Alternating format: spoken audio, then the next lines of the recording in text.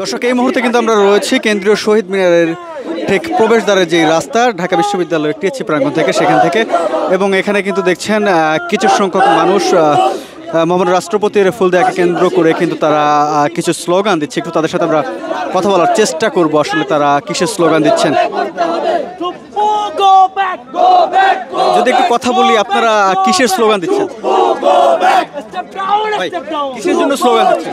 আমরা এখানে মূলত ফ্যাসিস্ট হাসিনার নিয়োগকৃত যে রাষ্ট্রপতি চুপ্পুর এই শহীদ মিনারে আসার প্রতিবাদে আমরা এখানে স্লোগান দিচ্ছি এবং আওয়ামী লীগ নিষিদ্ধের দাবিতে স্লোগান দিচ্ছি। আমরা মনে করি যে চুপ্পুর এই শহীদ মিনারে আসা, শহীদ মিনার অপবিত্র হয়েছে। হ্যাঁ, চুপ্পুকে শহীদ মিনারে ফ্যাসিস্ট হাসিনার নিয়োগকৃত রাষ্ট্রপতি শহীদ মিনারে আসায় আমরা সমর্থন করি না।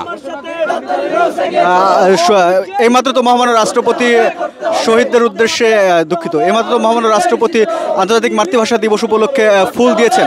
আপনারা কি কোনো ব্যানারে এসেছেন নাকি সাধারণ শিক্ষার্থী ভবন?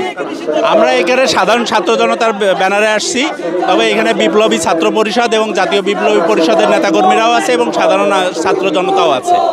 তো সবাই দর্শক, কথা বলছিলাম এখানে থাকা একজনের সাথে। তিনি যেমনটি জানাচ্ছিলেন যে বর্তমানে যিনি রাষ্ট্রপতি, তিনি যেমনটি বলছিলেন যে এখানে আসলে তিনি আওয়ামী দোসর হিসেবে তখন কাজ করছিলেন, তিনি কোনোভাবেই শহীদ মিনারে ফুল দিতে পারবেন না, এমনটাই কিন্তু আসলে জানাচ্ছিলেন আমাদেরকে। আমরা আপনাদেরকে যুক্ত করেছি শহীদ মিনারের সামনে যে প্রবেশদ্বার রয়েছে সেখান থেকে, এবং এখানে কিন্তু দেখছেন পুলিশের সাথে তাদের কিছু কথাও কিন্তু আসলে চলছে।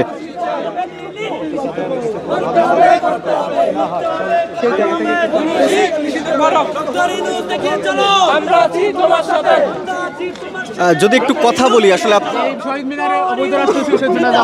যদি একটু কথা বলি, আপনারা এখানে কিসের দাবি জানাচ্ছেন বা কিছু? আমরা এই অবৈধ রাষ্ট্রপতির শহীদ মিনার কলঙ্কিত করার ঘটনার প্রতিবাদ জানাতে এসেছি।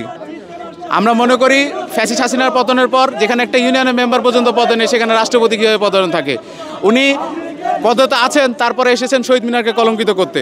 গতকালকে এই রাজু ভাস্কর্যে ছাত্র জনতার অবস্থান থেকে আমরা তাকে আহ্বান জানিয়েছিলাম যাতে উনি শহীদ মিনারে এসে শহীদ মিনার কলঙ্কিত না করে, তথাপি উনি আমাদের কথা শুনেননি। আজকে একাধিকবার আমরা মিছিল নিয়ে এসেছি, উনি ছাত্র জনতার কোনো দাবিকে না রেখে, এবং ওনাকে আমরা একটা সমাধানের পথ দিয়েছিলাম যে আপনি আওয়ামী লীগকে নিষিদ্ধ ঘোষণা করেন, আপনাকে স্বাগত জানাবো, গার্ড অব অনার দিয়ে আনাবো।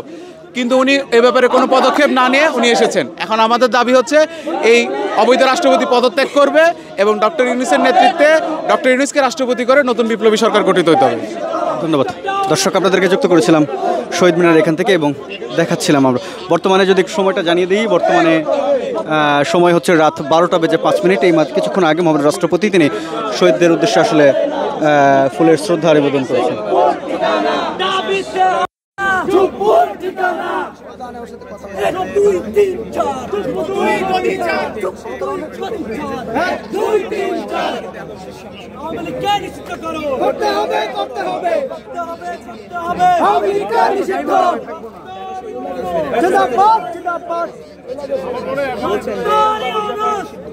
দর্শক, আপনাদেরকে যুক্ত করেছিলাম কেন্দ্রীয় শহীদ মিনারের টিএসসি থেকে প্রবেশদ্বারের যে রাস্তা রয়েছে, সেই রাস্তার যেখানে পুলিশের ব্যারিকেড রয়েছে সেখান থেকে এখানে কিছু সংখ্যক লোক এসেছেন। তারা বলছেন ফ্যাসিস্ট যে সরকার ছিল, আওয়ামী সরকারের আমলে চুপ্পু ক্ষমতা ছিলেন এবং তিনি আসলে সেই সময়ে কিন্তু